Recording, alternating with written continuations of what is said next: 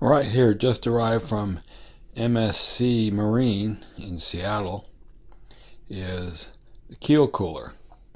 Now this will be installed, hopefully, underneath the sink. I'll have the yard drill a hole, feed it through, seal it up, and we'll be ready to finish installing the rest of the refrigeration equipment. Once back at the boat, need to decide where I'm going to put the new keel cooler. Since this is going to be for the ice box in the Galley, and there was already an old refrigeration unit hooked up to that ice box that I took out, I'm just going to put the compressor in the same place. So the closest spot to put the keel cooler is shown here where I've drilled out the subfloor, and that is to put it right inside the Galley kitchen cabinet there under the sink. So here we have the hull exposed through the subfloor, and I've already drilled out a small 1/8 inch pilot hole. Now with the position marked on the outside of the hull by the pilot hole, it's time to drill the 1.5 inch hole in the hull so that we can begin to mount the keel cooler. With that done, here you see the final hole. With the plug removed from the drill, here you can see one of the great things about owning one of these old Morgan out Islanders. That's well over 1.25 inches, plus or minus, solid laid up fiberglass. No balsa core, very sturdy. It's one of the things that you're just not going to see in a modern production boat. Now with the hole drilled, it's time to do a dry fit. So I feed the end of the keel cooler up through the hull, give it a good test. Everything looks good. It fits real nice. Time to move on to the next step. Here we see the beginning of the caulking process. I used 4,000 on recommendation of the yard here at Walden's Marina. I also went back over this one and then laid up another layer of caulking on here just to make sure we had plenty to squeeze out once it was tightened up. With a little help from the yard, pulled it up through the boat, put caulking on the inside, and tightened her all down. Next job this weekend is to install the DST-800, which I ordered off of the internet. Here we see the transducer with its long attached cable. The model that I had to get was the brass fitting one.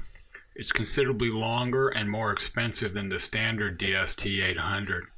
But because of the angle of the hull, the standard unit would not actually work, as it'd be at too great an angle to get any type of really good depth sounder reading. So this also required the purchasing of a fairing unit. Here we see the blue fairing unit. This unit is then cut in half lengthwise at the angle of your hull. This allows you to mount the transducer perpendicular to the bottom and give you an accurate depth reading. The large hole there is where the transducer will feed through, and up in the front there, that little triangular opening is where the anti-rotational bolt and cap go. Little spoiler alert here, more on that to come. Now the yard is going to have to cut that for me on a bandsaw at a 22-degree angle. Now in the course of unboxing the DST-800, I somehow managed to lose this little package here. It's got a nut, a bolt, a washer, and a little plastic cap. I didn't have any option but to call Aramar and order another one. So do not lose this. What you see here costs $35 to the door. Really, people? Talk about overcharging just because you can. Thanks, Aramar. With all the parts secured, it's time to drill another hole in the boat.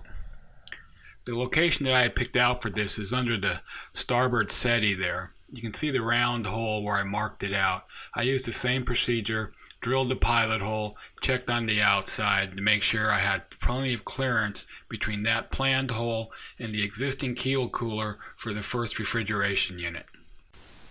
With that said, I drilled another hole in the boat. Always seem to pucker up when you put a big hole in the bottom of your boat, if you're like me. So here we see the hole inside the undersettee, ready to install the DST-800.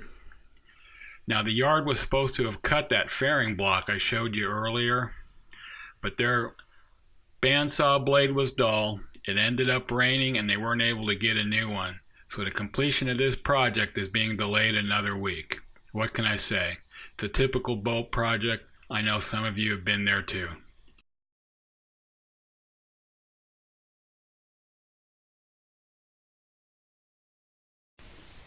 If you've been following along, you know one of the things that's on this haul out list to take care of is an excessive amount of water in the diesel fuel tanks. I did some research online and I came to the conclusion, after reading several comments by experienced surveyors, that the major cause of water in the fuel tanks is usually a leak in the fuel cap. Either it's not tightened down or the gasketings are not sealing tight. So I pulled mine out and I looked at my gaskets and they're in pretty bad shape, dry and flat. So I ordered new gaskets and went to install them. And these gaskets were so old and brittle I could see the cracks in them, and when I took them off to put the new gasket on, as you can see here, they literally fell apart. So I'm hopeful that this will take care of any future large amount of water getting into the fuel tank.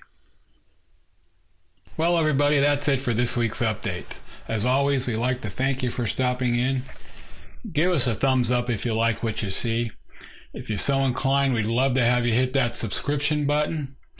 And this week, for any new subscribers, we're going to give out a minimum of one free t-shirt with the logo on the back side and the Morgan insignia on the front.